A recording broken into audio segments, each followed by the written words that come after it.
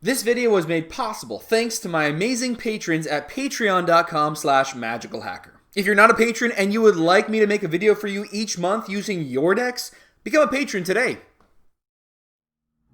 Hey everybody, welcome back to another episode of Gavony Township, the show where it's not about me and my decks, it is about you and your decks. For today's episode, episode number 61, we're taking a look at Unspokenblood's Experiment Kraj deck. Now, Unspokenblood is, again, one of my patrons at patreon.com/magicalhacker. One of the perks that he gets at his tier is that he gets to submit a deck to me each month, and then I do a Deck Doctor episode on it. So if you want to see me do a Deck Doctor episode on your decks, be sure to check out patreon.com/magicalhacker and see all of my exclusive perks there. So this is an Experiment Kraj deck. Let me go ahead and read off the commander, and then I'll talk about why I'm a little bit hesitant to just jump right in. So this is Experiment Kraj, 6 mana for a legendary 4/6 Ooze Mutant that says Experiment Kraj has all activated abilities of each other creature with a +1/+1 counter on it, and then we have the ability that we can tap and put a +1/+1 counter on target creature.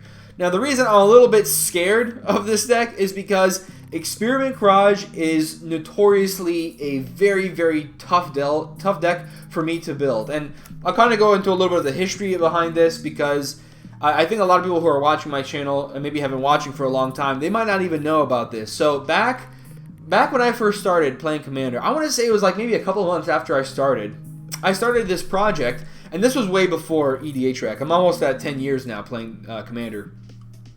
So back then, I wanted to do this project where for every commander in existence, I wanted to build a deck online. If I were to build a deck, and I wanted to put like myself even to a harder situation. Everybody can just fill a deck up with, I want to put card draw and ramp, whatever. I was going to say, I'm building a deck where I'm not trying to do any of that staple-y stuff. And so that's where those staple lists that maybe some of you guys know about, but that's where those staple lists came about, where I was saying, okay, on one hand, here's the deck that's completely 100%, it's all synergy, that's the whole deck. You take out whichever synergistic pieces you don't like or you don't think are necessary to add in card draw, to add in ramp, add in board wipes and spot removal and all that stuff. That was kind of the idea behind these decks. So I built these completely 100% synergy focused, not designed to be played as is, although that was certainly a possibility, you could definitely do that. But they were more designed to show off all the synergies available for a commander. And one of the commanders that, when I would build a commander like that, it would take me about an hour, maybe an hour and a half. Usually would not take me a lot longer, but Experiment Kraj, I remember even now, it was such a tough deck for me to build. Now, of course, as I built, I obviously said, okay, well, this commander is vanilla, so I made myself a list, like, if the commander itself doesn't have any possibility for synergy, either because the color identity is kind of all wonky or it doesn't actually have any abilities that can be built around, then it was excluded. I didn't actually talk about those commanders. But everything else I did, and Experiment Kraj was definitely a very, very tough deck to build. So that's why I'm a little scared coming into Experiment Kraj. I didn't look at the deck that I built so long ago. Most of them I deleted. Maybe I didn't. Maybe they're still up on Tapped Out somewhere. But I do have in mind a couple of ideas for Experiment Kraj, and the first thing that I'm thinking about is my Shroom deck. So my Shroom deck has a little bit of similarity. With Shroom, you have a clone, and you have anything that cares about creatures or artifacts entering, leaving, or dying. And if you have those three pieces, the commander, card 1 and card 2, then you can go infinite and kill everybody. But this deck, I think there's something similar here, and this is what I'm going to say. I think if you can have an ability that allows you to untap a creature, and then you have another ability on another creature that allows you to produce enough mana that you can net additional mana as a result, and then finally you got any card that taps or requires mana or loses +1/+1 counters, anything like that, in order to deal damage, to mill opponents, to make them draw a card. If you have all those pieces together, so you've got Experiment Kraj, card 1, card 2, and card 3, where card 1 is anything that taps to produce enough mana that you can have mana left over when you have card 2 that untaps itself for less than the amount of mana produced with card 1. And then card 3 allows you to funnel either the extra mana, the extra activated abilities, because Experiment Kraj can always just put counters on things, so you can funnel in tapping, you can funnel in +1/+1 counters, or you can funnel in mana because you're producing extra mana. Funnel any of those three creatures into a win. So that's what I'm thinking with Experiment Kraj. You kind of got these, rolling parts together. So as I do with all my Deck Doctor videos, let's go ahead and start breaking this deck down into its component pieces, and then from there we can talk about what we want to add in, what we want to drop. I have a feeling that's what I'm going to want to do with Experiment Kraj, and I don't know how much redundancy there is in a combo like that. So we will just have to give it our best shot and see where we end up. So let's go ahead, put all these cards into one pile. And I started doing this recently, but I like actually saving the first 2 spots for the add and drops, which are going to be pretty useful for us later on. Go ahead and add these in, and then add the last one in. Okay, so let's start off with Soul Ring. That's going to be ramp. We've got 28 lands in the deck, and with a 6-drop commander, I think that is definitely too low. Let's say we've got Soul Ring. That brings it up to 29. I'd like to add in at least 7 more lands. We'll see if we find any more other replacements for lands. We don't have Dryad Arbor in here, right? Yep, so that Green Sun Zenith will still just be a tutor. Worldly Tutor is also a tutor. We've got Uvenwald Tracker. This one is a fight spell. I'm not sure if this is going to be important for us, but we'll put that into its own pile. Orochi Leaf Color allows you to change the mana. So if you're producing green, you can produce it into something else instead. Not bad. Might actually be helpful here. Hardened Scales. Kind of a nice +1/+1 counter based card. You might actually have like a plan B with Experiment Kraj of +1/+1 counters. That could be also a possibility. Training Ground, I think it kind of helps support combos because it makes things a little cheaper. We've got Zagana Utopian Speaker. Allows you to give +1/+1 counters trample. I don't know how important this is because if you want to just give everything trample, you can do that as a 2-drop enchantment. That's a lot easier than a 4-drop creature. This is more what's the word I'm looking for? It's more fragile to a board wipe, and it requires you to have +1/+1 counters on the things you want to have trample. So, or even Brawn, for example, you usually have to put that into the graveyard somehow, and now all your things have trample, and nothing can get rid of it unless they get rid of the graveyard. So yeah, I don't know how much I like the Zagana. I think in this deck we might be able to go for, like I said, the plan B of the +1/+1 counters. Let's just keep separating everything into piles and see how that works out for us. Next thing we've got here is Horseshoe Crab. That is definitely going to be part of the cards that I'll be talking about later, the untappers. We've got Altered Ego. This one's pretty interesting because for 5 mana, we can get it down and make it a copy of something, and it'll have a +1/+1 counter on it. So let's say we've got, for example, here, Uvenwald Tracker. We've got Experiment Kraj. Let's say somehow they both happen to be tapped or... oh, no, here's a better example. Let's say you've got Horseshoe Crab, right, and you have this on the battlefield. You cast Experiment Kraj, and, well, I guess that doesn't make sense because you'd be able to untap him. Well, anyways, let's say you've got some things that have Summoning Sickness. Altered Ego can get around that by putting a +1/+1 counter on it, and now immediately Experiment Kraj can use that ability. It doesn't actually have to tap to put the counter on it first. Same kind of idea with Great Hand. You play down a creature and it gets a counter. So I'm going to put here this category of things that get counters automatically. Praetor's Console, that's going to be Recursion. I always think Recursion is pretty important for a combo-based deck, especially if you're not super redundant. So I mentioned my Shroom deck earlier, the way that one works. I don't have a lot of Recursion in that one because it's not as important since I'm super redundant. Arcanist, that's definitely going to count as card draw. Same thing with Rishkar's Expertise. Next we've got is Verdict and Confluence. I like to put this with the Recursion because we can return permanent cards from our graveyard to our hand. But it also has the +1/+1 counters and the basic land that we can ramp out from our deck. So, this can kind of fit into multiple categories. Vigor allows us to put counters onto things. I'm going to put that with Altered Ego and Great Henge, even though it's not as good. Triskelion definitely fits into part of the ways to win, because if you have, let's say you've got the Horseshoe Crab, you're producing a lot of mana, and you can untap Experiment Kraj or whatever creature. Well, I think actually you have to be Experiment Kraj over and over. Then with Triskelion, you can then turn all that extra mana into additional taps with Experiment Kraj, put counters, and then kill your opponents by removing all those counters there. Beguiler of Wills, this one's pretty interesting because it allows you to put it on a creature that gets around the power limitation of this creature. So I like this one. This one seems like a very good synergistic piece with Experiment Kraj. If you happen to have a way to tutor it out and you don't really have another combo piece or you don't really want to win with a combo piece at the moment, it seems pretty good in that situation. Alright, so let's see what else we've got here. Morphling, this allows you to untap. We'll put that with Horseshoe Crab. We've got Willbreaker. This is another source, kind of in a similar, theme as Beguiler of Wills. You're allowing yourself to use this, tapping Experiment Kraj to put counters on other opponents' creatures, and then you get to steal them as a result. So that seems pretty cool. So you've got Hero's Bane. So this allows you to turn Experiment Kraj into a very, very big beater with infinite mana. I'm going to put that with the Triskelion, although it kind of fits into both of those piles right there. Colonian Hydra, that's definitely going to be in the +1/+1 counter synergy pile, the Zagana and Hardened Scaled. Seedborn Muse, this one definitely feels like a card I'd like to put in the synergy pile because this one seems really great if you're doing a lot of tapping down anyways. So we can give Indestructible, we can give Trample, we can give Haste. I don't know that this actually does anything for us though. Although, you know what, I guess if we've got Experiment Kraj, we can put all those counters on it, and now suddenly we can also give it Trample. But if we're giving it Trample, there's a lot of easier ways to do that than with Thornling. We can also give it Indestructible, so I guess in a way Thornling kind of counts for the indestructibility. If we want to protect our commander, we can do that with that. Yeah, you know what, let's just put that there. I feel like that's fine. Nice little bit of protection there as well. Merc Fiend Liege. This kind of does the same thing as Seedborn Muse. Not exactly, but kind of. We've got Glenelendra Archmage. This one seems pretty interesting that we can kind of reset that persist with our commander. So that I do like.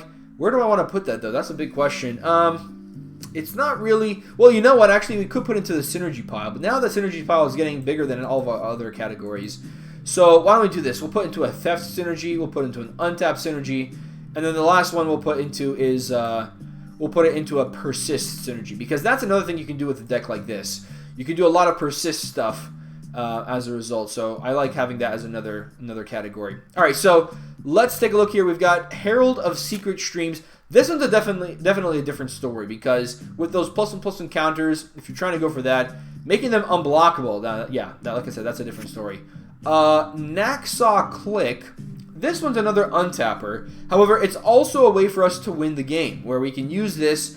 We produce enough mana that we can untap it immediately, and like even if we're making, let's say, we're tapping a creature for blue-green, we have Naxaw Click on Experiment Kraj as well. If we've got a +1/+1 counter on this one, we can tap for blue-green, untap with blue-green, tap for blue-green, untap for blue-green, but each time we're exiling opponent's card from the top of their deck, so we can get rid of all cards from our opponent's libraries. So this one seems like a huge, huge card here. That cuts down the number of cards we need for comboing down to just 2. We just need this card, we need Experiment Kraj, and we need to have something that produces blue and green at the same time. So that is a definite interesting card there. Leyline of Anticipation, this is one that you don't see too often, I think, but this one seems pretty good here because what you can do with this is you can flash out those scary, combo pieces the turn before before you start your turn. So that way you can kind of go under the radar a little bit more easily. Next we've got here is our Gothian Elder. That's definitely going to be part of the ramp category, so we'll put that with the ramp. Forgotten Ancient, we're going to put that with the pile of, here it is, Vigor and Altered Ego and that kind of stuff. Guardian Project, this is going to go with card draw. Now we already have our Great Henge in one pile, but I think I do want to make a new pile for card draw because I don't have that one. Oh, I do have it set up, sorry. I've got that right here with the Arcanus and that one. So I'm going to go ahead and put the Great Henge there. I'll put the Guardian Project there as well. Okay. Next we've got is Karamitra's Acolyte. This one produces mana, so we'll put that into the same category. But we'll have to kind of match up those cards, see where things overlap and where they don't. So Simic Ragworm. This is also another source of untapping for 1 blue. We've got Vizier. That's another source of card draw. We'll put that with the card draw over here. Leyline of Abundance. This one kind of helps us get those combos going because we can produce additional mana as a result. And this also helps us win the game because we can put a counter on each creature we control. If we're generating additional mana, especially if we're generating additional green mana, which I think is going to be pretty easy for us to do. So, actually, you know what? I kind of want to put this with this category right here. That seems a lot better. All right, so Renata, Called to the Hunt. So this is another source of getting +1/+1 counters on our own creatures when they enter. So that is fantastic. Spike Weaver. This allows you to stay alive for a little bit longer. So we have Ulvenwald Tracker as a way to fight. I don't want to put Spike Weaver there because I think it definitely doesn't fit. So we're going to put another category here for extra synergy. Things that have +1/+1 counter. Things that require you to have +1/+1 counter. Actually, this kind of goes with Persist. Because either way, we're turning these back on with putting +1/+1 counters. So yeah, I feel fine with that. Fathom Age, that's definitely going to be card draw, so we can put that into the card draw section. which is over here. We've got Master Biomancer. So, yeah, this is another source, just like Renata. We've got Vigian Graft Mage. A lot of Graft kind of works in the same category as well. So, we can use this for untapping. We can use this for Graft. Man, this is another card that seems really, really good. For 2 mana, we can untap target creature with a +1/+1 counter on it. So, we don't even have to put... Well, it's going to have a +1/+1 counter on it anyways. So, yeah, it doesn't really matter, though. So, we've got the Vigian Graft Mage. Yeah, I really like this as another source of untapping, so we're going to put that in this same category here. Capsize, this is another source of using infinite mana to win the game, so we'll put that over here. We've got Grand Architect. So this one allows us to tap blue creatures for 2 colorless mana. But we can only activate that ability we can only use it to activate artifact spells or cast artifacts.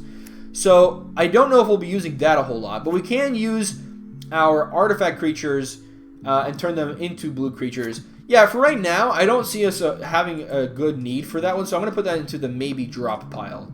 Cultivate, that's another source of ramp. Same thing with Fertilid and Kodama's Reach. Croson Grip, do we have... I don't think we've got our spot removal set up yet, right? From what I can tell, it looks like we do not, so I'm going to go ahead and set that up here too. So we'll set up a thing for that. Croson Restore, I'm going to do that in a second though. Croson Restore, this is some more ramp. That also works really well for our combo. Viridian Joiner, more combo-y goodness. Eternal Witness, that's definitely going to go into the recursion section, so we'll put that over there. Selvala, Heart of the Wilds. That one's definitely going to be another source of comboing off. Now, Spike Feeder is a little weird, because this one also allows you to use +1/+1 counters, but you can gain life. I don't know how much that's actually necessary in a deck like this, so we're going to move that into the Grand Architect pile. Again, this is just temporarily here. If we find something else that makes those worth it, then we'll put them back. Gilderbairn, this one's another one that we can use for untapping things. It can make some of our creatures really, really huge. And once you've got infinitely huge things, I mean, even Trample allows you to win from there. Plaxcaster Frogling. Target creature with a ++... Yeah, gains Shroud. Fantastic. So this is going to go with Thornling in our section for protection. So we've got here Croson Grip as a source of spot removal. Whoops, closed that out by mistake. So let me take a look here. Yeah, everything else has been pretty good. Chromatic Lantern, that's also ramp. We've got 1,000-Year Elixir. So this is like haste.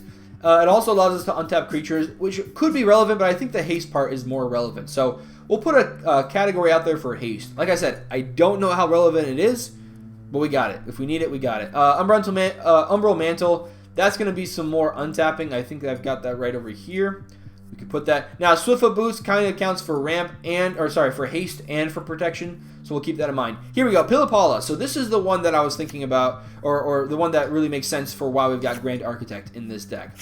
So with Grand Architect, we can turn Pilipala into a blue creature. Something now we can tap it for 2 mana, thanks to Grand Architect. Tap it for 2 colorless. Then use that 2 colorless to activate its ability to untap it to add 1 mana of any color. So now we've got infinite mana. With infinite mana, we can then... What can we do then? Then we can put a counter on Pilipala with our Experimental Kraj. Use that infinite mana to untap Experimental Kraj, put infinite counters on itself. And yeah, from there it's pretty simple. All we need to have is a way to get around, blocking creatures, and we're good to go. So yeah, I like Grand Architect with Pilipala, although it is a little bit... I don't know what the word is, but it's a little bit specific. It's not going to work with really anything else. But I do like that one here. This is basically for 1 mana we can untap, so I'm going to put that with the untappers, which is not on the screen. So we'll go ahead and move this over a little bit until we get there. I thought it was not on the screen. I guess oh, there it is with Umbral Mantle. Just missed it. Well, it's fine. We're going to go ahead and have an opportunity to move over these things for haste. I do like putting this one with the Thorn. Where's the Thorn Elemental? Thornling, rather. Thornling, and I like the 1,000-Year Elixir being separate. I do think haste is important, but I just don't think we have a whole lot of it in this deck. So you can definitely see where we're getting to at this point. You can see there's a lot of effects that are all just like 1-ofs or 2-ofs. So it's very, very divided, and normally that means that it's not a very well-built deck, but in this situation, I do think that's actually the case, because Experimental Kraj just needs a lot of different moving pieces. This is almost like a pod deck, right, where you've got a lot of things that you want to do, and you got creatures that can chain up into each other.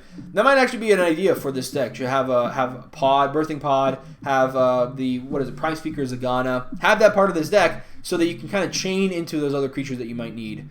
Illusionist Bracers definitely fits in with what Experimental Kraj is wanting to do, because if we've got a situation where we want to get 2 things targeted, then we can use that with Illusionist Bracers. Simic Ascendancy, this allows you to win the game if you're putting enough counters on things.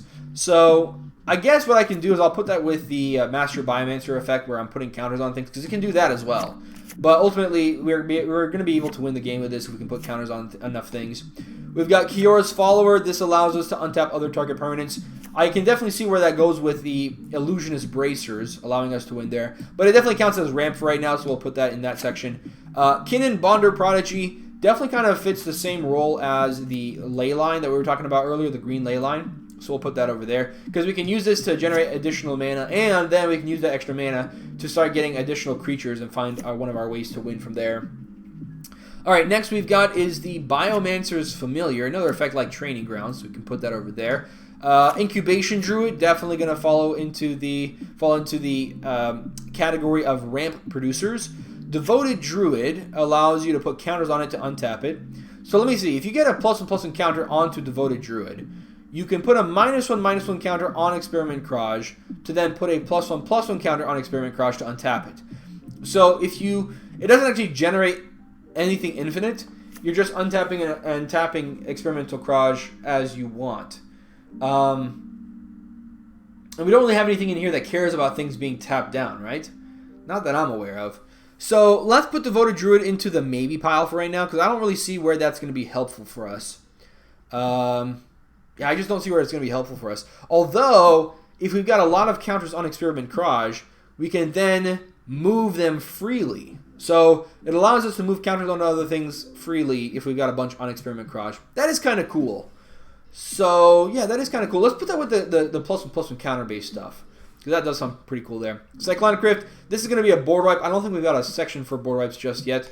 Riptide Mangler changes base tower to target creature's power. This allows us to go, if we have infinite mana, we can then make our creature infinitely big. But at that point, we've already got that with Experiment Kraj. Like, let's say, for example, we've got down we've got Morphling, which has the 1 mana ability to untap itself, right? We've got this down. And in addition to that, we've also got let me see here, Selvala Heart of the Wild.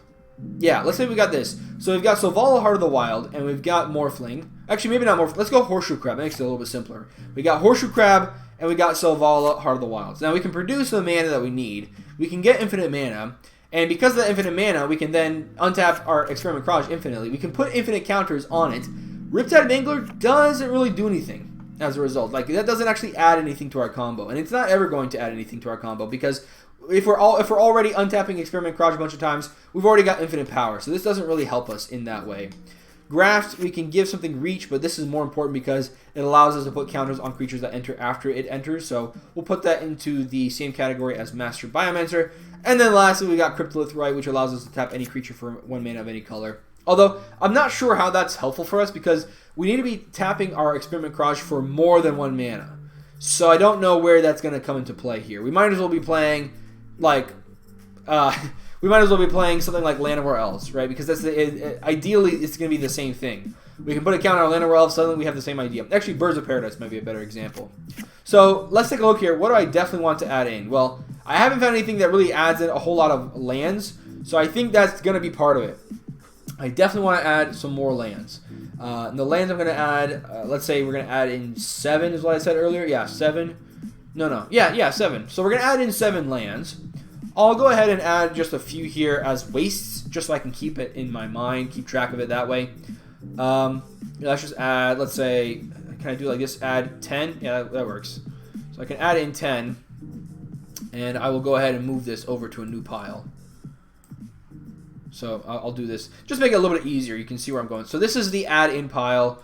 We're going to drop 3 of these wastes. So we're adding in 7 cards. We're dropping 2 of them. And what else do we want to drop? Well, I definitely want to fix kind of a couple of ideas here in this deck. Things that are somewhat necessary versus things that are not very necessary. So where do we want to go? What do we want to do? Honestly, I would say when it comes to combat, like for example, the Herald of Secret Streams allows our Experiment Kraj, not only because it's infinite, if we have the infinite combo, we've got an infinitely big Experiment Kraj. This not only allows us to attack and win the game, it also allows our other creatures to be unblockable, but the other part doesn't matter. And really, if we've got infinite plus one counters, I'd prefer not to have to resort to combat in order to win here.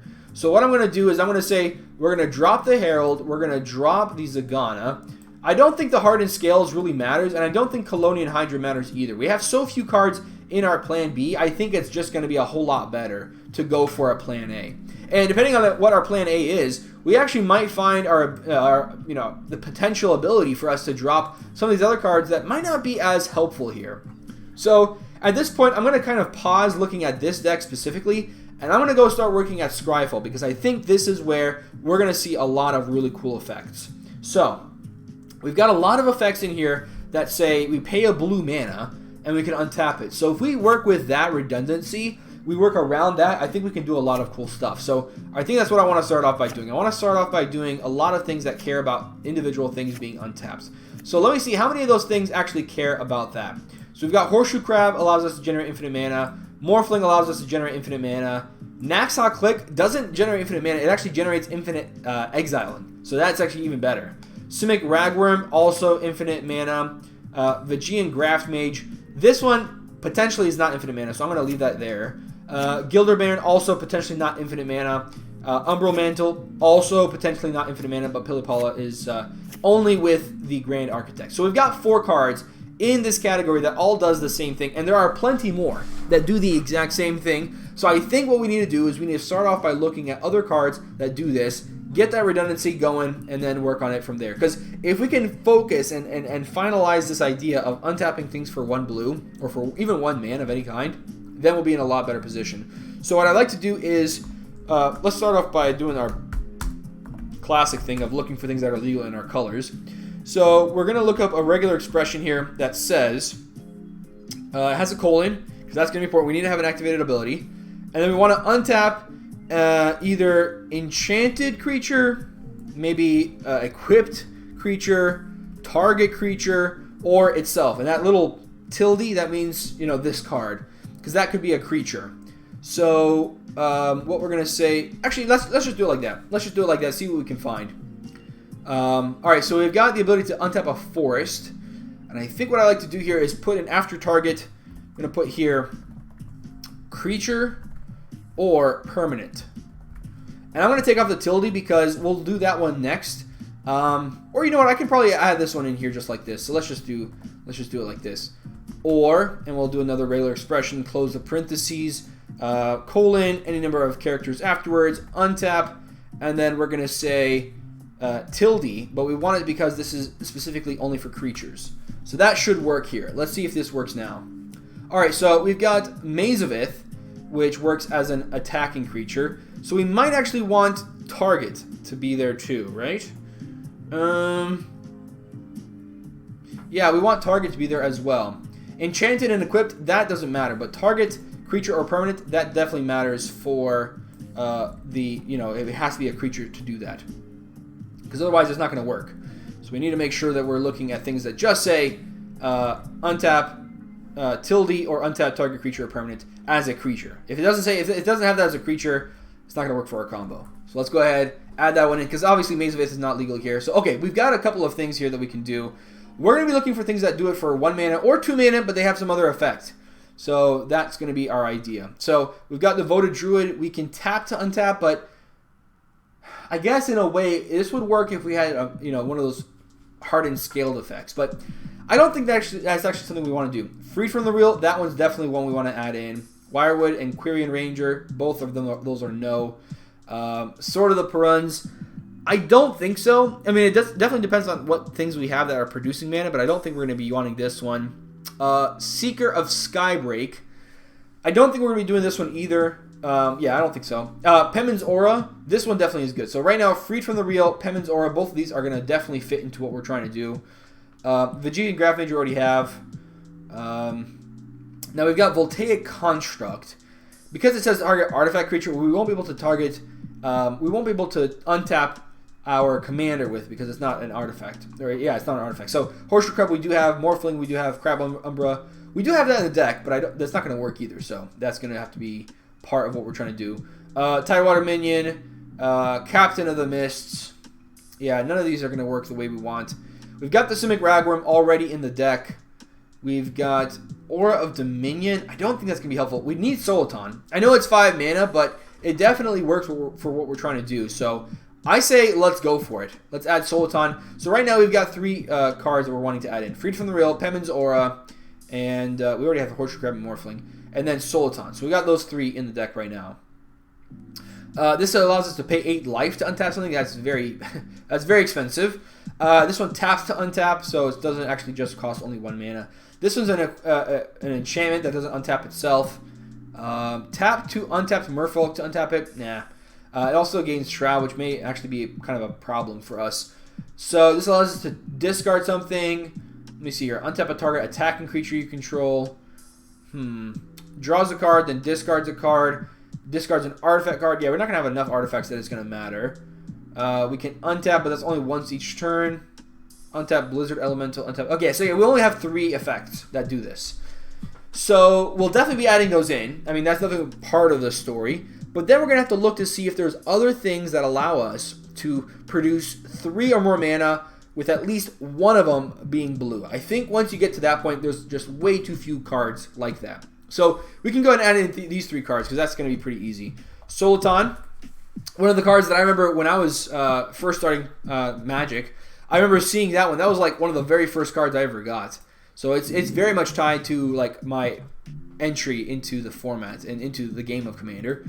And I remember I was doing something with it that was a combo, but I can't remember what it was off the top of my head. I think it might have been Experiment Kraj stuff, but at this point it was just so long ago I don't even remember.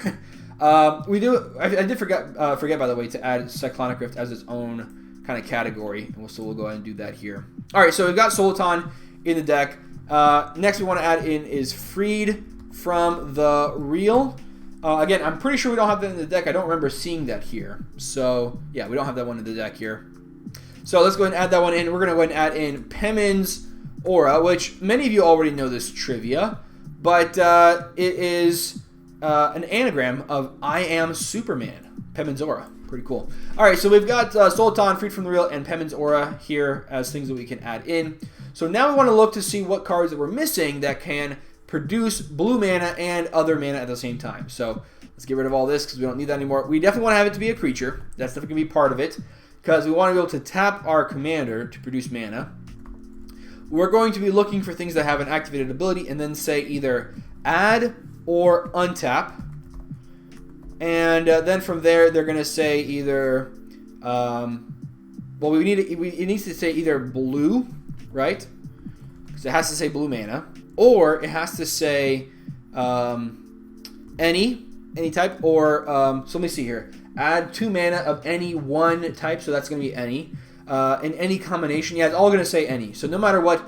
Yeah, even if you're choosing just one color, it still says any.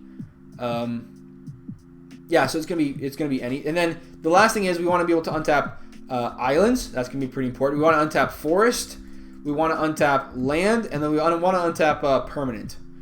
And we want to do this for a tap ability. We want to untap multiple things. So anything that just taps for one, not gonna be good enough. We want it to do for multiple things. So it has to be islands, forests, lands, permanents, all that stuff. So we're looking for things here that do that, or creatures even creatures. Because if we can untap creatures, if we can untap 2 creatures, and we've got creatures that can produce, that's not that great actually. Never mind. We're gonna untap just permanents. I think that's gonna be better here. And yeah, let's go for that. Let's go for it that way. Okay. So this is gonna add only 1 mana. We're gonna take a look to see everything that says 1 mana because if there's a bunch of things, we can kind of eliminate those right off the bat. 1 mana. Now we do have the Incubation Druid. This allows you to tap for 3 mana of any type a land you control could produce. So the way it works is you can tap it for, let's say, 3 blue. You use one of the blues to untap. You can tap it for any color after that. So if you need to produce infinite green, Incubation Druid definitely works. We've got the one in the deck. The rest of these, though, we can remove counters from Crystalline Crawler to add 1 mana of any color. So in a way, this allows us to... It works just the same as Cryptolith, right? So that's not that good either. Pilipala. Oh, actually, you know what? Check this out. Pilipala definitely counts as a way to produce, to untap for 1. So I'm going to move that over there because I missed that one. Pilipala definitely goes into this category. I missed that one in my original look. Okay, so that's going to be good. I'm glad I didn't miss that one. Remove a counter to add 1 mana. That's not going to be that great. Although, this is kind of interesting. With Channeler Initiate and with the Devoted Druid, if we put a counter on both of those cards... Well, actually, we have to get rid of all the +1 counters off of Channeler Initiate first. That's pretty tough. But let's say we manage to do that. Then we get a counter on this and on the Devoted Druid. We can tap... Actually, no, we would have to get counters... Okay, so we could just activate Devoted Druid until we got enough -1/-1 counters on Experiment Kraj so that we had at least 1. We would then tap it to remove 1, put another one on, and yeah, we'd generate infinite mana that way. So that's kind of cool, but a little bit too specific to just those 2 cards. Personally, I like having a little bit more redundancy. If you control a creature with power 4 or greater, add 2 mana of any 1 color instead. So Elysian Caryatid, I think, will be a fantastic inclusion. Let's go ahead and add that one here. Elysian Caryatid. What a weird name for a card. Doesn't even feel like it's English. I think like both of those cards are made up words. Yeah. I could be wrong. Maybe one or both of them are actual real words, and I'm just very illiterate.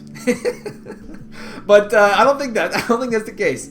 All right, so we've got 5 cards right now. We add the listing. Oh, I'm sorry. This is definitely. So this is 5 plus 3. That puts us at 8. 8 is like a really good redundancy number. You should be finding that pretty easily. Not even to worry about tutors.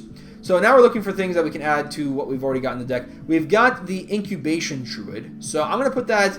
It's kind of a little bit out there, but I'm going to put this into a new category so I can kind of keep track of all the things that I have seen on my list. And that way it allows me to find things that I might be missing. Okay, so we're still looking through tap to untapped elves. Yeah, a lot of what I'm looking for here has to do with adding multiple mana. So this allows me to kind of get rid of all the things that just say 1 mana and do it a lot more quickly. So Prismite allows me to change things into a different color, but that's not what I'm looking for. Ooh, Oasis Ritualist. This is pretty cool. Exerting won't actually matter for us. 2 mana of any 1 color to our mana pool. Sounds great. Oasis Ritualist. Let's go ahead and add you into the deck as well. Now, this is also a little different than maybe some of my other episodes of Gavony Township where I do a deck doctor, because usually what I do is I start off with cards that I for sure want to drop. But in this situation, I'm starting off with cards that for sure I want to add. So it's definitely a little weird, because it's usually tougher to drop things compared to adding things. But I think because we're finding a lot of things that allow us to hone in on a specific type of combo, I think we'll be okay. That's 1. That's 1. That's 1. Again, like I said, we're trying to find things that allow us to add more than 1 mana. So now I can get rid of the 1 mana, and now I can find mostly things that will match up for what I'm looking for. So Nissa Vespered Seer is not actually going to be a creature. It's going to exile itself and return. So I won't be able to actually have it as a counter on a creature. Because, I mean, technically we could go with Experiment Kraj if this was a creature. We could use Experiment Kraj, put a counter on it, and then we could activate, this -7, for example. We could just infinitely activate the +1, and then we have the -7 we can do infinitely as well. That's how that worked. We've got Selvala. Selvala does seem pretty good here, because with Selvala we can produce a lot of mana, and we do have that one in the deck, I believe. Let me just take a look here. We've got Selvala. Yes, we do. Perfect. So Selvala's over here. Urza is only going to produce 1 mana. Shaman, add 2 mana of any combination of colors to your mana pool. Spend this mana only to cast creature spells. We actually want to be able to activate creatures as well. Arixmethes, this one is going to work because we can just get it on. Now, the weird thing is we actually have to cast a bunch of spells to turn it into a creature in the first place. But you know what I think? I think we'll be able to do that. I don't think this is going to be a problem at all. This is only for casting. This is only 1. I'm going to look at Arixmethes. Let's go and add that one into the deck as well. Let me see. Do I have Arixmethes in here? I don't think so, because doesn't ring a bell for what I've already looked in this deck. Let's take a look. What do we got? Arixmethes, we do not have it in the deck. We're going to add it in. Again, like I said, it is a little weird because it comes into play as a land, but in a way that kind of makes it nice. You can kind of set up your stuff and then cast your 5th spell in a way that allows you to infinitely combo right then. Wirewood Channeler could work if we have enough elves in play. So do we have multiple elves in here? How many elves do we have in this deck? We've got Selvala, which is an elf herself. I mean, I don't think we'll have enough. What I can do is I can add it into the deck and then take a look later and see if we can actually use it. So that's what I'm probably going to do here. Wirewood Channeler. Well, let me just take a look how many elves I've got right now, right? I can probably do that. So these are the ones we're dropping. These are the ones we're adding in. This is a plant. This one is... We had no elves on. Yeah, that's Naga.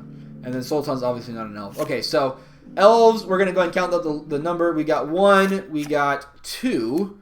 Our Gavony Township, that's 3. Karametra's Acolyte's not an elf. We got Fertilid. That's an elemental. Cross and Restore, that's a human. Viridian Joiner, that is definitely an elf, so that's 4.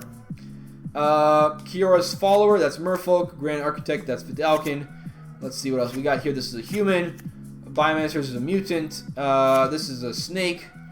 Let's keep going. Horseshoe Crab, that's going to be a crab. Morphling is a shapeshifter. I know it's kind of obvious, like most of these are not elves, but you never can be too sure. I don't want to assume when I can just literally spend 1 second and double check. So this is a Vidalkin. This is a Oof.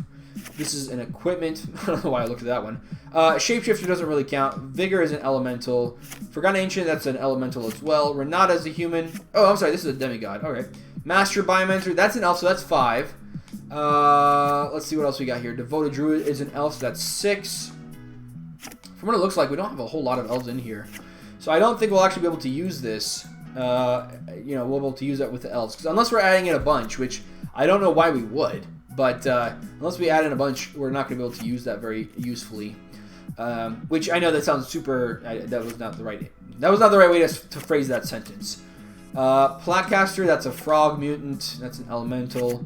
This is a horror. That's pretty interesting. You don't usually see non-black horrors for the most part. This is a spirit, not even an elf or a human, which I thought it was. I thought it was a human for a second. And yeah, that's it. We've got 6 elves in the deck, and I have a feeling that majority of those will actually be taking out. So yeah, I don't think we're actually going to be able to use the Wirewood Channel. Obviously, we don't even have any cards with Defender, so that's not going to be good either. This slips into a land, so it's not going to be a creature anymore. Although, fights target creature you control when it dies. Hold on a second. Oh, it's only each other creature. So it's not going to work. I thought we could... I was talking about earlier with the Nissa. It would not be a creature anymore, so it would not work after that. And this is going to be a non-creature on the backside. Gyre Engineer, this one definitely works. It produces only infinite green mana, though. Whereas everything we've had up to this point... let me see here. I think everything we've had... Well, no, actually, Ricksmithy does the same thing. We can only produce infinite green. So we want to make sure that our ways to win the game are specifically using infinite green mana. Because otherwise, we're not going to be able to use anything else here. Freed from the real. Yeah, everything here. So let me take a look. We're going to be tapping it for green and blue. We untap it for blue. It's going to produce infinite green.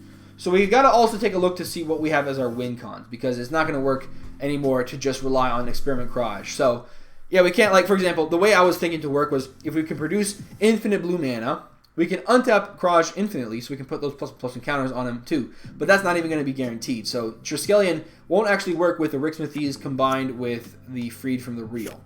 So that's one thing we have to keep in mind here. However, Walking Ballista would, because we can dump that infinite mana to kill our opponents from there. But I do like the Gyre Engineer. Is it Gyre Engineer or Gyre Engineer? I think it's, let me see, Gyroscope? Yeah, so I'm assuming it's Gyre Engineer. Because I'm sure that's where that word comes from. Gyre comes from gyroscope. It could come from Gyro. I don't even know if I'm pronouncing that right. I'm super white for that. I have no idea.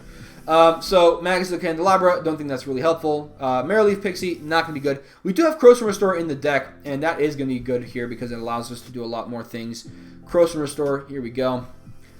Next we've got is Vidalkin Engineer, only to cast artifact spells or activated abilities of artifacts. Our Gothian Elder, definitely a little bit of a better situation here. Our Gothian Elder, so we'll put that over there. Master of the Wild Hunt does not produce any mana. This one requires us to have allies, which you don't have. We can untap all forest and all green creatures, but this is only activated once per turn. Ley Weaver, this one does actually work. We can untap 2 target lands. So Ley Weaver definitely seems like a good card for this deck. And after we're done doing this, we're going to look to see how many cards we actually have in this category. And honestly, I feel pretty happy with having it all set up this way. Now, if we can generate infinite mana, we can also make ourselves draw infinitely, or make our opponents draw infinitely. So, Lore Weaver, usually is not going to be good enough, but with Lay Weaver in the deck, it actually might be worth it including it, because we get this out there, maybe we tutor this up with our Green Sun Zenith, we get this down, we generate infinite mana. From there, we can go for the Lore Weaver and win as a result. So, yeah, maybe Lore Weaver we can add into the deck. I'm going to go and do that right now. Yeah, because Lay Weaver seems like a great target to find with a Worldly Tutor, because we're going to have so many other cards that untap, so I'm going to add that in right now. I think that's worth including here. Play this ability as a mana source. Okay. Only if the top card is a land, we can add 1 mana of any color with Multi Channelers. We've got so many other effects. I'd prefer not to have one that requires us to get lucky and have a land on top. Because I mean, right now we have, let's see here, we've got, let me see how many that is. That's 3, 5. Yeah, we've got 5 cards there. 5 plus 4, that's already 9. Yeah, we've got so many cards we don't need. Like, we would like to get some more, but we don't need to resort to something that's this bad. Alright, so we've got Hope Tender. It does untap 2 lands, but it require you to pay 1 mana for that, so not exactly what you're looking for. And it looks like that's it. Yeah, it looks like that's it. Yeah, having 9 of those effects, I think that's I'm pretty happy with that. So, is there anything else that I'm missing? Hero's Follower only untaps 1 thing. Grand Architect only untaps 1 thing. Viridian Droider produces just green mana. Yeah, I'm feeling pretty good about this. Now, we do have... So, here's another thing we have to keep in mind. Viridian Droider, for example, can produce a lot of green mana. And then from there, we can go for the Orochi Leafcaller to produce some blue mana. But now we have to have 2 cards for the price of 1. So, that's definitely going to be a situation where we're not going to be as happy to be comboing off that way. So, what can I definitely want to... What can I say I definitely want to drop? I definitely want to drop the things that are untapping in a way that are not... It's not great. So, we can drop those. I definitely want to drop the things that are not really great for comboing or great for ramp. So, let me go ahead and drop those here. Grand Architect definitely falls into that category. Now, Chromatic Lantern is kind of helpful, but with so much here being changed in terms of ramp, I don't have any problems with just completely going and finding the right ramp that I want. Now, Fertilite is kind of nice because we can go 2 mana and tap Experiment Kraj to get a land every turn. So that definitely can really add up very, very quickly. But other than that, I do want to add in some more ramp here as a result. We've got, right now, 4 combo pieces, which I'm going to leave that separate. Now, Uvenwald Tracker allows us to fight our commander with our commander, and I think that is worth it. Orochi Leafcaller, I don't want to be having to resort to this one or to the other cards that I've gotten to this category that were designed to make it a little bit easier for us to combo off, but now I think it's going to be easy enough that we don't need to do that. So, we did talk about how things entering in with counters, it is going to be good. So I'm going to put that into a separate category, and then I want to talk about the other ones, the ones that might not be as good as those. So we've got Renata, we've got Master Biomancer, Altered Ego. It kind of works, but we need to be able to, like, the only time we'd actually want to use that is when our Experiment Kraj. Well, hold on a second. Yeah, because if something has, hold on. If something has Summoning Sickness, the only time it would matter is if it's Experiment Kraj that has Summoning Sickness, and in that situation, Altered Ego doesn't really help. So yeah, let's go ahead and put this into this category, because even if we're trying to copy an opponent's creature and put a counter on it, we can literally just do that already with Experiment Kraj. We just put a counter on their creature and suddenly we've got those abilities. So that seems really easy to do. Vigor, I mean, we're going to have our creatures get dealt damage, which in a way it's kind of helpful because we can survive for a little bit longer, but I don't know how much I actually think that's important here. Forgotten Ancient requires us to wait a whole turn before we can put a counter on it, so it doesn't really feel like that's super necessary. Simic Ascendancy, I kind of like because it allows us to win the game. But, if we've got... I'm going to keep this one in here. I think that's going to be good enough. Devoted Druid's a little weird. We can untap and tap things infinitely, but we're not going to be able to win with that, at least that I can see. Aqua Strand Spider has the Graft. That actually might kind of put me into another idea. Maybe we just go for more things with Graft. How many things that do we know of that have Graft? Actually, it doesn't have to be a creature. It can be anything. Let's just take a look at the things that say Graft and then some number. So Graft and then space. That should be good enough. So we've got Llanowar Reborn. Let me see. Do I have that in the deck? Let's see if I've got Llanowar Reborn here in the deck. I do. All right. Sweet. So Plaxcaster Frogling. I know we've got that one already. Vigian Graft Mage. I know we've got that one as well. But I might have taken that one out. Yeah, I see it over here. We're going to put that back in. It's got Graft 2, so we can make something enter in with 1 counter. So that allows us to go for Experiment Kraj a little bit more easily. So this is the way this is going to work. So we've got Vigian Graft Mage, which also kind of is nice because it also combos off with a few. Not enough that we can really count on it every time, but we can have it combo off with a few of our cards. We've got Vigian Graft Mage on the battlefield. Experiment Kraj is already on the battlefield. We cast, for example, let's say we cast, what's a good one? We cast Eryxmathes. Actually, that's not a good example because that doesn't actually, it only whenever another creature enters, so that's never going to be entering in here. Which I guess is one reason that might actually not be that great here. But let's say we've got Oasis Ritualist entering the battlefield.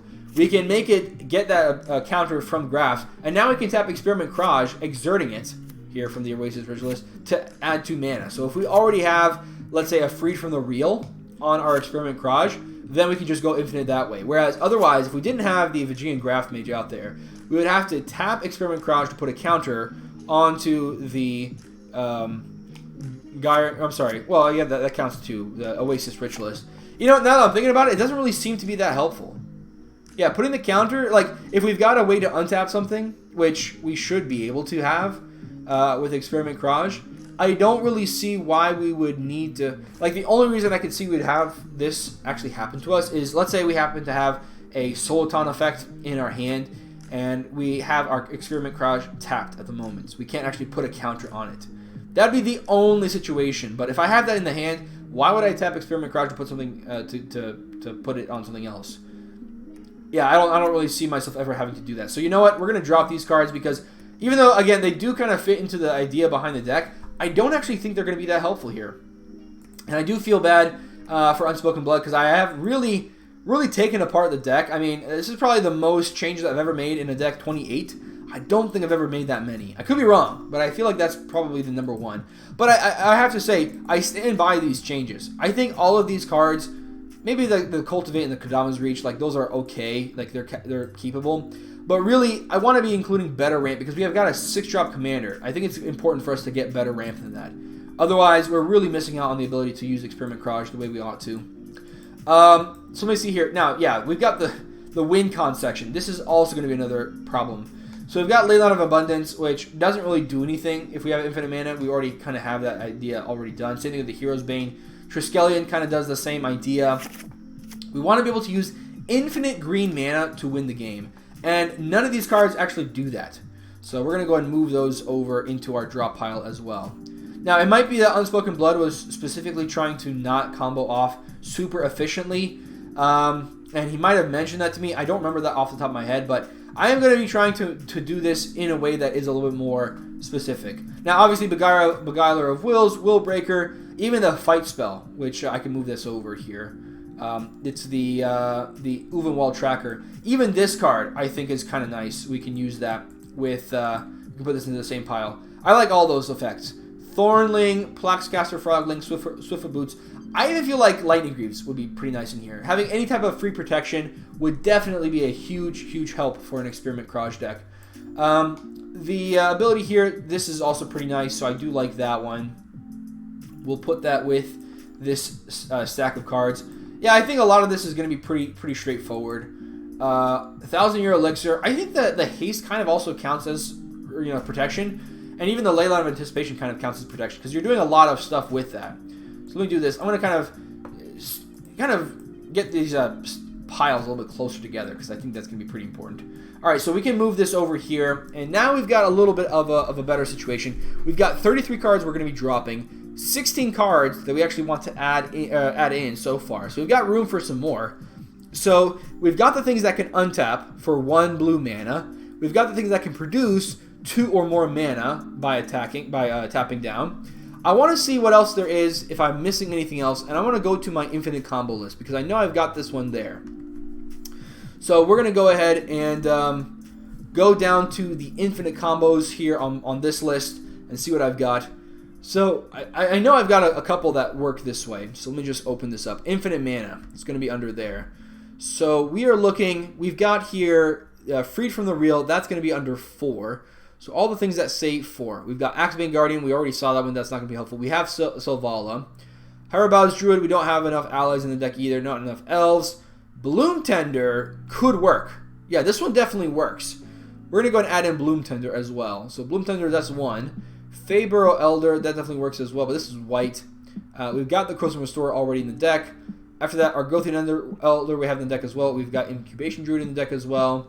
And then after that, that's all the ones for 4, right? We've got a Ricksmith, we've got Gyro Engineer, we've got Lucian Curiated, we've got Lee Waver, we've got Mulder. Well, we don't have this one, but that one's not that great anyways.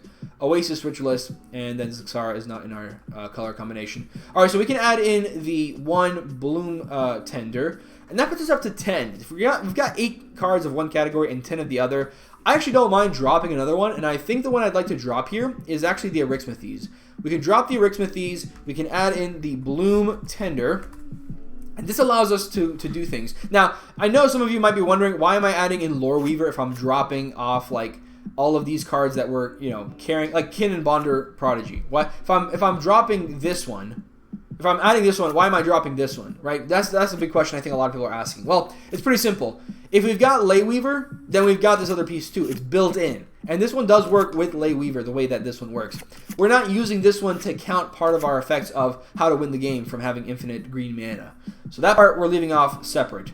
But Bloom Thunder, we're definitely going to be adding that one in and dropping off the Ricksmithies, and that should be pretty good. So I'm feeling pretty happy right now where I'm at. I think we've got a lot of really cool stuff here. We've got 9 cards of one category, 8 cards of the other. That's going to allow us to generate infinite green mana. So now we've just got to figure out a way to use that infinite green mana to win the game. Now, there's obvious ones that people know about very, very well. We've got Thrasios, we've got Walking Ballista. We don't actually have anything in the deck yet that allows us to do anything. We do have the Naxal Click, which works in a different way. It just allows us to win the game right then and there. But there's other things we can do in addition. I did want to look for more things with Graph, but now that I saw that it's not going to really help the deck, I'm not really interested in that anymore. So let's take a look now at things that allow us to use infinite green mana and do something pretty good. So I want to look for Thrasios. Let me just say that, Thrasios. And I want to look for, what was the other one that I mentioned? Walking Ballista. So those are 2 that I definitely want to include here. So I'm going to look for things that say either one of these abilities. So we're gonna put a new thing here. I'm going to get rid of Walking Ballista or Thrasios because we don't need that anymore. I just wanted to look both of them up to kind of get an idea of how to do my regular expression. So we're going to do this. Put an activated ability, and then we're going to say either damage or lose or library, because that one can exile, that can draw us cards. I actually want to include draw as well.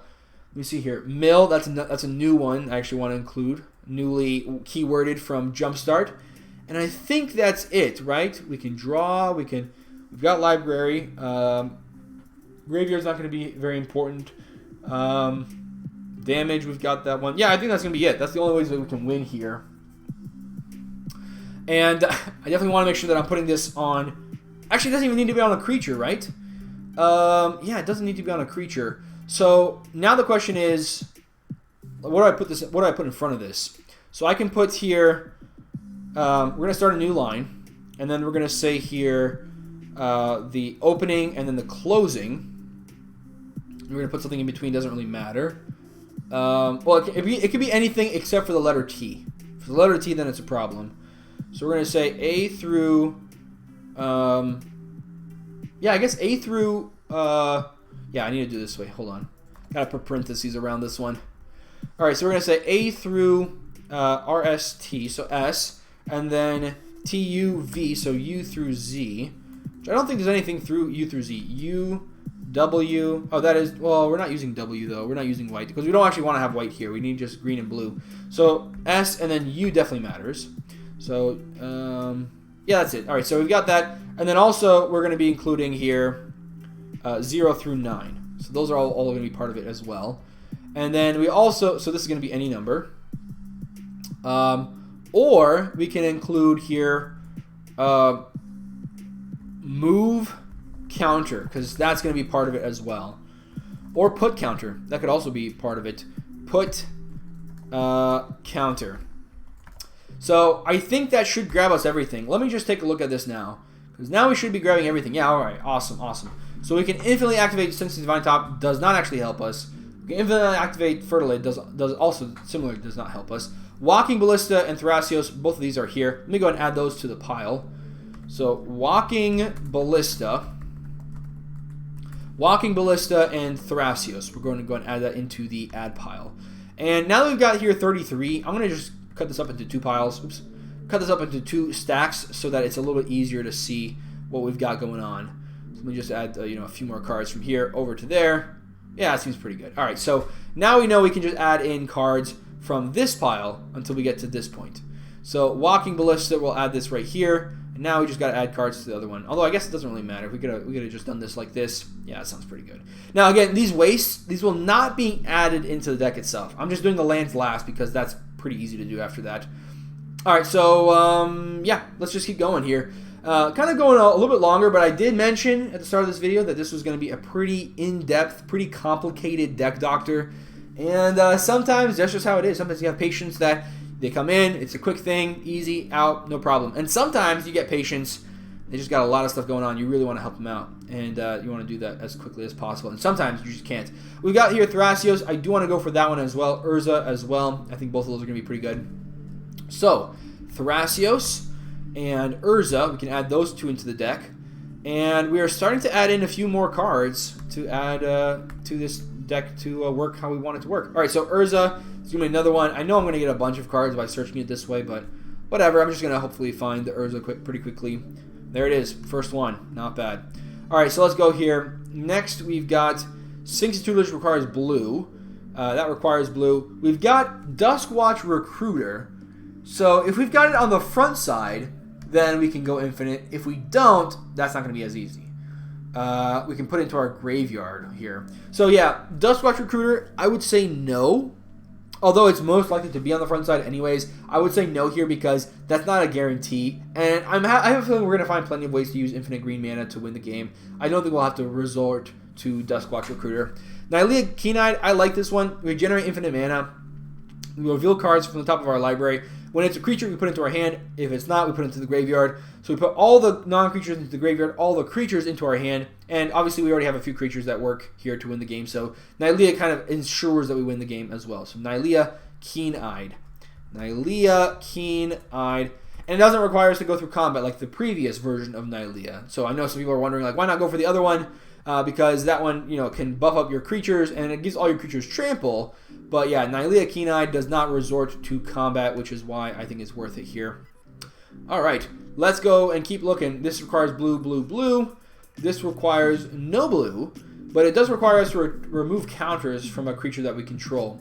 So that requires us to have enough blue mana to go infinite. So that's not going to be guaranteed here. Soothsaying with infinite green mana, we can put whatever card we want on top, but that's not going to matter. We can cast the top card of our library if it's an instant or sorcery card. Precognition Field actually does kind of work. It is kind of slow, though. Like, we can use this, and here's why. We can use this with Genesis Wave. We get Genesis Wave in the deck, and I think we need to have at least one more card, because otherwise Genesis Wave being removed from the deck or something happening to it, that would definitely be a problem. And even then, Genesis Wave won't actually do it because what happens if we happen to mill all of the important cards before we get to Genesis Wave? Yeah, Precognition Field, I was thinking it could work, but I don't think it actually can here. Let's see what else we've got here. That just gets rid of Hexproof and Indestructible. Ring of Three Wishes allows us to tutor for anything. So, yeah, in a way this does kind of work. It's a little weird. We generate infinite mana, we can cast it and tap it immediately, so I kind of like that one, but it is a little strange. So, Ring of Three Wishes. We'll go ahead and add that one into the deck. Again, like I said, definitely a weird one, but I think it's worth including here. I guess in the same way, though, maybe we're interested in everything that can just tutor up something in blue and green. Yeah, we'll have to take a look at that one. This one requires us to remove counters, multiple counters. That's the important part here. And Walking Ballista works because we can put counters on it by mana, so we don't actually have to put counters on it with our commander.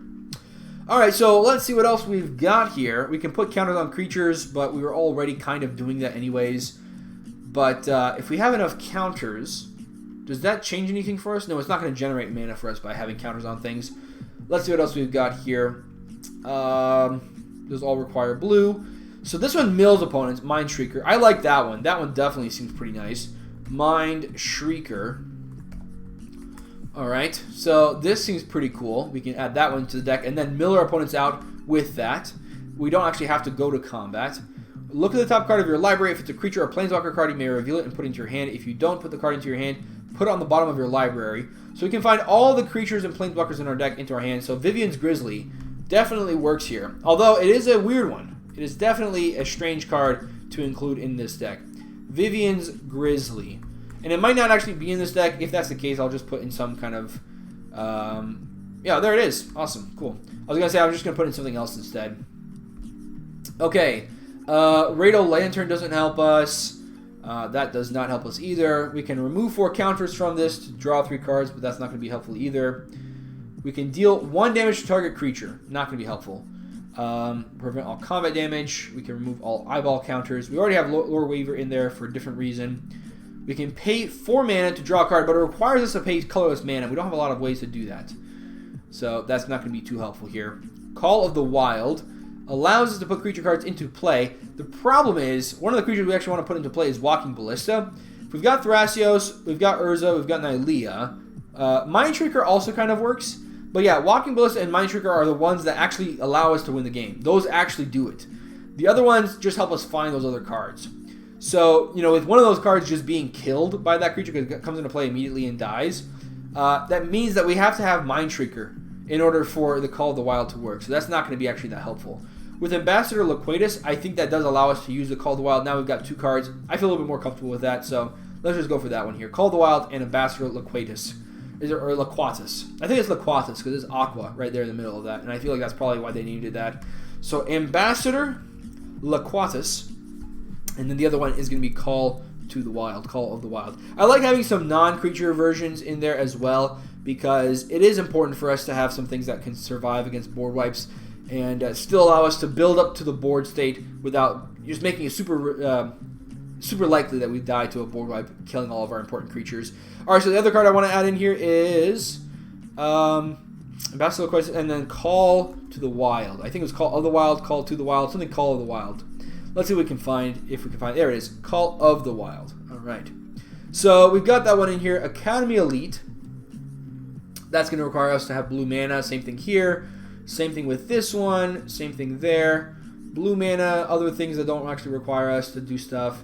And that's it for this page. Let's take a look at the next page, see if there's anything else out there that will allow us to do stuff. That exiles but requires colorless mana. We can draw 1 card. That's not going to be enough.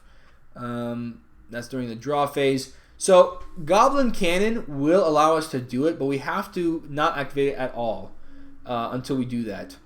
So, and we'd have to activate it all in response. And you know what? I kind of feel okay with that. Let's add in Goblin Cannon as well. We currently have 9 effects that allow us to win, but what's one more, right? Goblin Cannon. What's one more, really? It's not really that big of a difference. And all of these things are equally good. Obviously, there are certain ones that are better, like Mind Shrieker, Walking Ballista, and the Goblin Cannon are by far the best. Oh, and Ambassador Loquatus. Those are the best ones.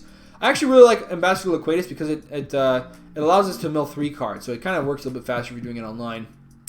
But yeah, let's keep going here. Let's see what else we can find. That doesn't help us. We don't get anything from these. What does this one do? Yeah, this doesn't actually help us here. Yeah, not a whole lot that we can actually use very easily. Each player puts the top 2 cards of his or her library into his or her graveyard with Whetstone. I do like that one. We'll go ahead and add that one in as well.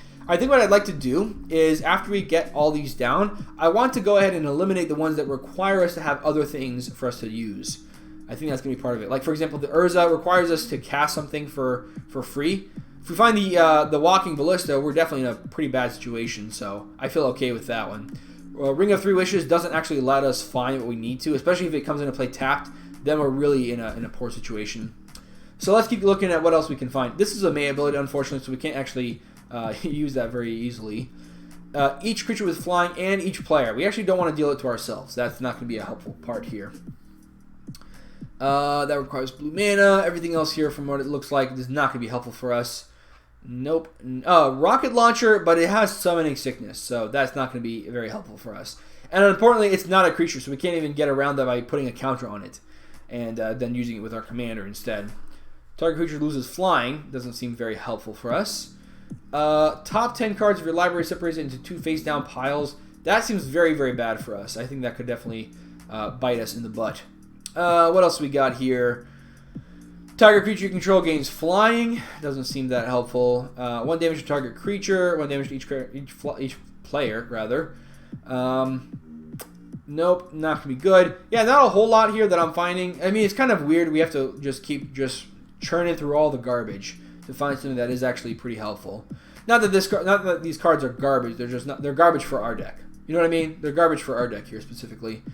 We have something that can make somebody lose 2 life, lose flying, lose trample. Yeah, not a whole lot here. And now we're getting at the bottom of the EDH rec rank, which kind of makes sense why we're not seeing anything else that's good. All right, so we've got a few here. We've got 9 cards. Thrasios allows us to dig. Nylea allows us to dig. Vivian and Call of the Wild all allow us to dig. And they don't actually make us put those cards onto the battlefield. We can put it into our hand. Actually, no, Call of the Wild does put it into onto the battlefield. So we can reduce this down to 8.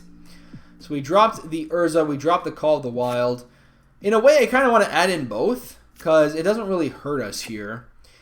Yeah, you know what? Let's just do that. Let's just add in the Call of the Wild and the Urza back in. We definitely want to keep out the artifact because, again, I was just now thinking about it. If someone happens to have a way that makes things enter in tapped, we're really in a poor position as a result there. So let's go ahead and add in Urza back in. We're going to add in the Call of the Wild back in. So now we've got 10 cards in this category. We had 9 in another one and then 8 in the other.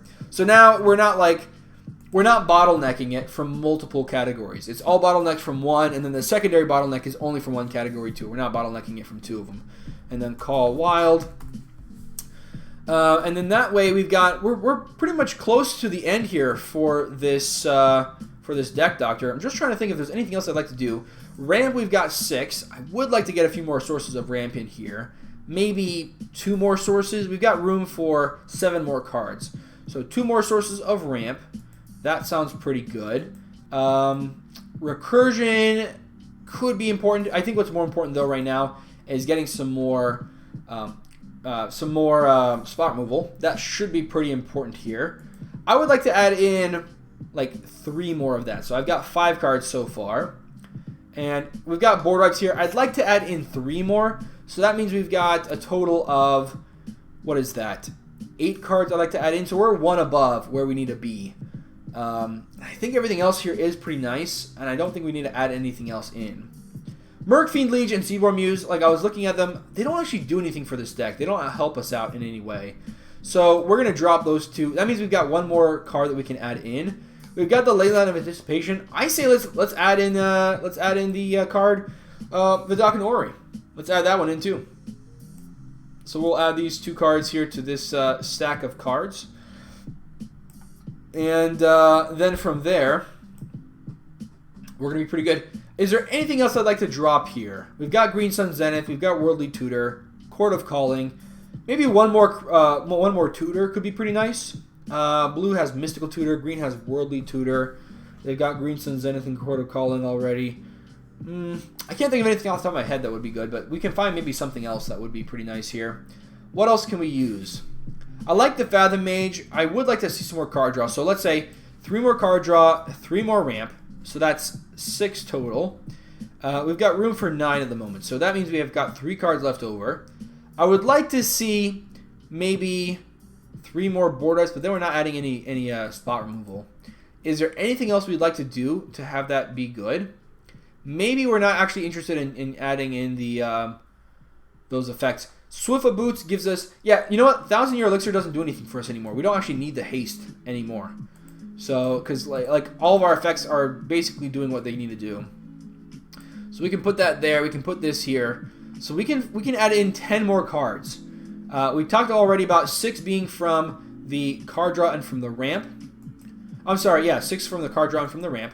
We want to add in 3 more for the board wipes and then 3 more for the spot removal. But you know what? I guess we could be okay with 8 in each of these. So 8 card draw, 8 ramp. That's a total of 4 cards, 3 more board wipes, 3 more spot removal. And that will bring us up to exactly 10. So let's go for that here. So in terms of spot removal, what's going to be important for this deck? Well, we've already got some ways that we can deal with opponents' problematic commanders over and over. We've got like the Beguiler of Wills. We've got the Will Breaker. That allows us to deal with commanders mostly over and over. You know, they can use spot removal to get rid of their commander and cast it again, but we can deal with it again. So I don't know how much we need to be playing cards like Oko or Imprison the Moon or Song of the Dryads. Those are kind of cool, but I don't think we actually need them in this deck. So what I'd like to do is start off by looking at my spot removal that I've got my list for. Gotta go down here to Loxay, and I'm gonna look for spot removal. That's gonna be under targeted answers. We'll pick that one up. And I know there's been quite a number of skipped frames here in this video. I don't know what I'm gonna be able to do to get rid of that. I've been working so hard on trying to figure out something to do, but have not been able to find it. All right, so what I like to do here is get rid of all the things that are black, because I don't actually have black in this deck. So what can I do? Beast Within sounds like a fantastic idea, so that's going to be one of them. We're already getting rid of artifacts and enchantments. I'd like to be able to get rid of creatures, and I'd like to be able to get rid of spells. So spell-wise, Mana Drain seems pretty nice, but that is kind of expensive. That's already $128. So let me take a look for something that's a little bit less expensive. Arcane Denial definitely counts. Counterspell, that's pretty simple, pretty easy to use. We've also got the non-creature spells, so they've got Fierce Guardianship, but that's $42 now. Yeah, you know what? I like going for the counterspell. So counterspell makes a lot of sense. Beast Within makes a lot of sense. The only thing I'm not dealing with is creatures. So let me see what else I can do with creatures. Maybe creatures and artifacts. Maybe creatures and enchantments. We've got Swan Song that can deal with enchantments, instants, and sorcery spells. But I want to deal with creatures specifically. So creatures, tribal theme. We don't actually have that one. Self mill, big creatures. Mono black, mill, life gain, giant theme. Let's go down here. Card draw theme, big creatures theme, artifacts theme, aristocrats theme. So here's all the creatures. I didn't find anything that does creatures and artifacts or creatures and enchantments. So we've got here Bant Charm, that's white. This is black, this is black, so we can't use any of those. Creature enchantment, that's black. Yeah, so really the last one's going to be just only creature. So what's the best creature thing here out of all of our options? Incubation, Incongruity. What's this one do? Exile target creature. They create a 3/3 green fog, but the other ability here is we can look at the top 5 cards of their library, reveal a creature card from among them, and put it into our hand. Then we put the rest on the bottom of our library in a random order. So this can help us find our combo piece. It is kind of expensive dealing with just a creature for 3 mana when I know we've got options that can deal with it for 1 mana, like Pongify, Rapid Hybridization. So I think in that situation, I'd prefer to go with one of those two. Afterlife, yeah, none of these other ones are really all that helpful here. Hour of Need, Mercy Killing, Stasis Snare. Yeah, I think when it comes to Incubation, Incongruity versus Pongify versus Rapid Hybridization, I think I'm definitely going to go for Pongify here. I think that makes a whole lot more sense. So let's go ahead and add that one in. Pongify, Counterspell, and Beast Within. If you can go for the budget option, might as well. There's no reason not to. Let's go ahead and go back here to the beginning and add this into our pile of cards to add in. Pongify, and then the other one was Beast Within. Beast Within, and then lastly, we've got Counterspell. So those are going to be some answers that we can include into this deck without really taking too much away from this deck at the same time. Alright, so we can go ahead and get those added in. And, if you want to add in more spot removal, I would definitely suggest going for Song of the Druids and Imprison the Mood next. I think those are the 2 next ones to add in. But that is it for that category. So let's go now to our category of board wipes. Now, there's not a whole lot in blue-green. That I will have to admit to you. There's not a ton.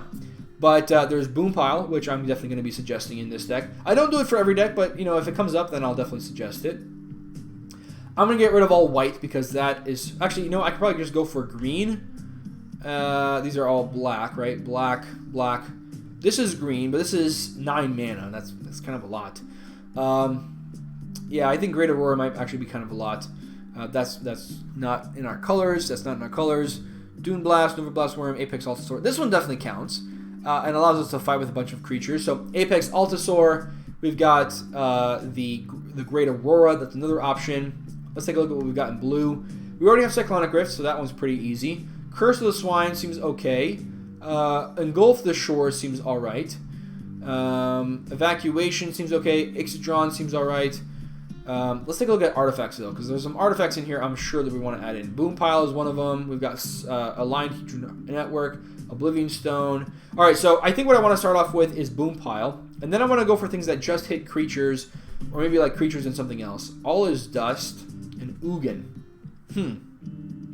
Do I want to add in any of these? I don't think so, because we don't want to exile or sacrifice our own creature. Well, hold on a second. If we're board wiping things away, this one allows us to get rid of creatures and enchantments. We don't have a lot of enchantments in this deck. I'll be honest. Like, looking at this deck, this is not a very enchantment-heavy deck. So we could probably go for that and not have to worry too much about it. We could actually go for both of those, Ugin and for All Is Dust, right? I mean, we would be exiling our own cards, which I know kind of sucks, but ultimately I think that's okay. I don't think I actually want to have the leyline here. I was thinking about it earlier. I think what I'd prefer to have is like actual protection. I think it's gonna be a lot more helpful. So Lightning Greaves, I think, would be an easy add-in. So let's just go do that. Let's just add that in while we're here. Lightning Greaves. Yeah, seems pretty easy for us to do. All right, Lightning Greaves, add that one in. And so we've just got to add in 7 more cards.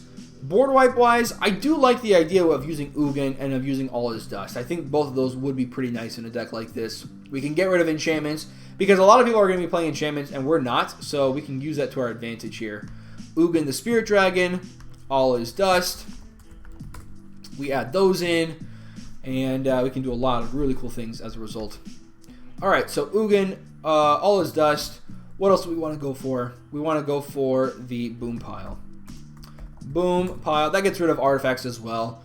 And it's going to be a good, like, last-minute resort kind of situation, especially for only 4 mana. Okay, so we've got room for another 4 cards. We've added in spot removal. We've added in the board wipes. So now we just got to add in 2 more card draw and 2 more ramp. So in terms of ramp, there are 2 things that I can think of off the top of my head that I definitely want to see in here. Overgrowth is one of them.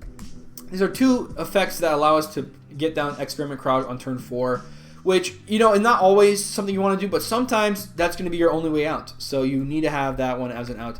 If you can have that as an option, go for it. If you can't, then you can't. You know, you really can't be upset about that. But we'll go ahead and add those 2 in. After that, we're going to go ahead and add in what else? Let's go ahead and also add in, let's see here, Worn Power Stone. That's going to be the ramp. Let's go ahead and add in the card draw. So the card draw is a little bit harder to figure out what we actually want to go for. We've got a lot of creatures in this deck, so things like the Great Henge and Guardian Project are pretty nice here. Arcanus is a little bit expensive. So what else could work? Let's just go ahead and open up our card draw section, and our card draw list, and see what we can find. Let's start off with card draw study. I don't think card draw burst works well in a deck like this. So what I'm going to go for is I'm going to get rid of all the black effects because I don't actually want to look at that. So Zemek Guild Mage doesn't actually help us here. I mean, if we're removing a counter and paying 2 mana, that's pretty bad. Like, we don't actually want to do that. So none of those cards actually help us here. We're not doing minus encounters. We're not doing adventures, artifact destruction, artifact tapping, artifacts, auras, big commanders, big non-token creatures, big token creatures, biggest commander, biggest creature. Because, I mean, 4 power, it's big, but it's not that big. Let me see here. Biggest commander, or sorry, big commander. So we can go for this. As long as we have a commander out, we can draw cards. But I want to see if there's anything better than Colossal Majesty. Buffing, we're not really doing. Although, I guess in a way we are kind of. But, yeah, I guess we could put a counter on the Cold-Eyed Selkie. And then from there, attack somebody who has an island, since there's always plenty of islands in a game of Commander. And we can draw 2 cards. Yeah, that actually seems pretty good here. Cold-Eyed Selkie. That one seems like a good idea to add in, so I'll keep that one in mind. Cold-Eyed Selkie. Not casting things from graveyard, coin flipping, clashing, colorless, commander attacking, defenders, discarding. Let's see what else we've gotten here. We're not doing anything really with a whole bunch of these things. And the reason I included these this way is because sometimes you're just going to see a lot of different effects that you can build around.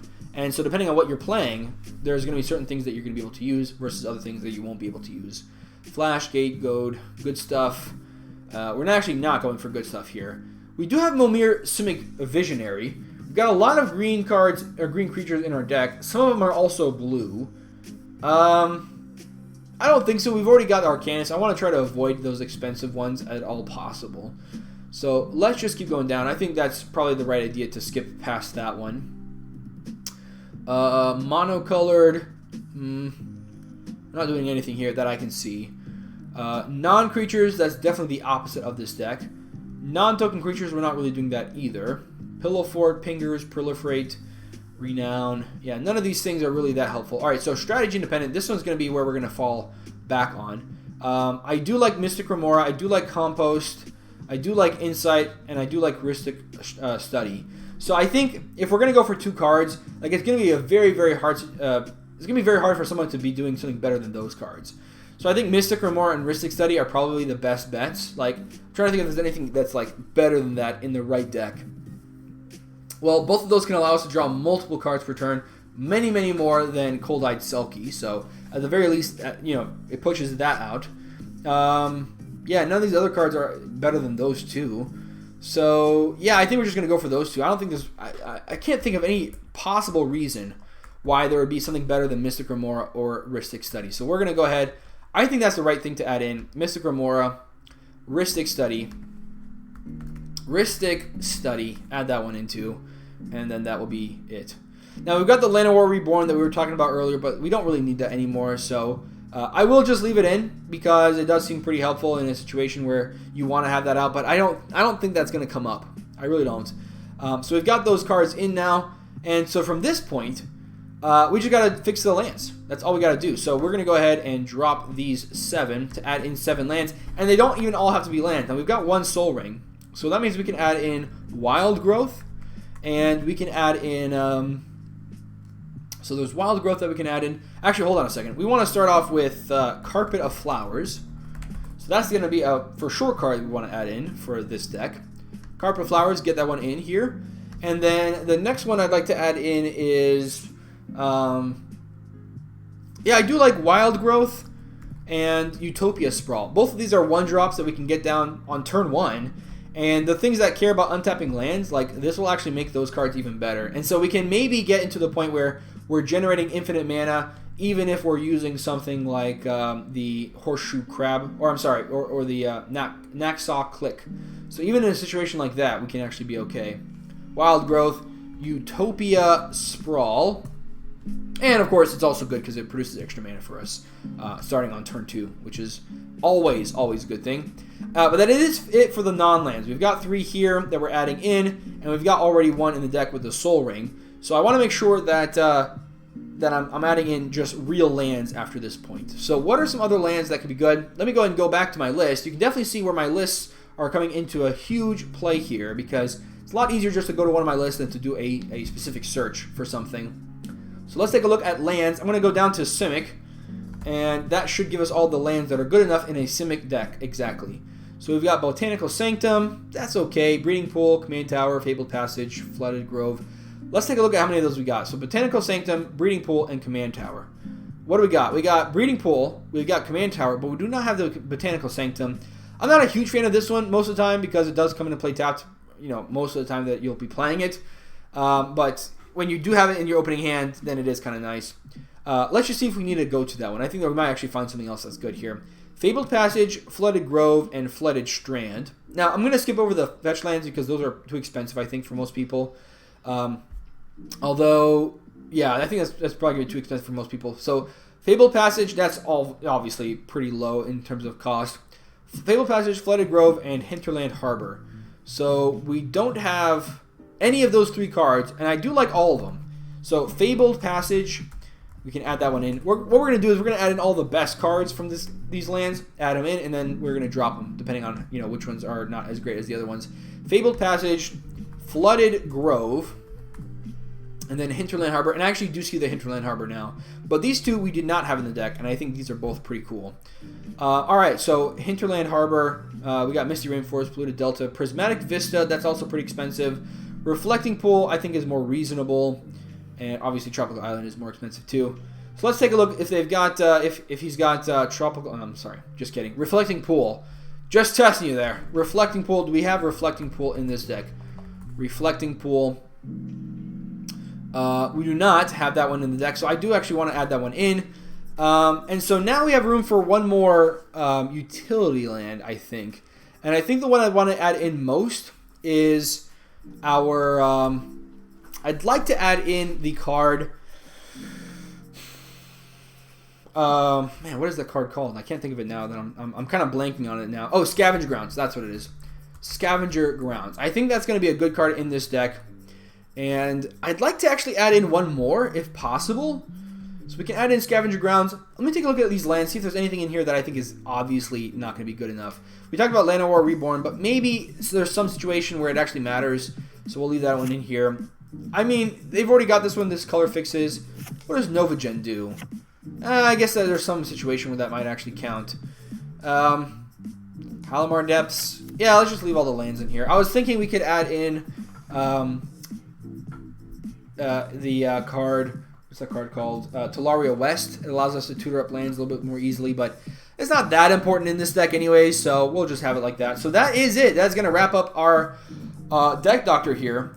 We're going to go ahead and have 37 cards in both of our piles, the cards of adds and the cards of drops.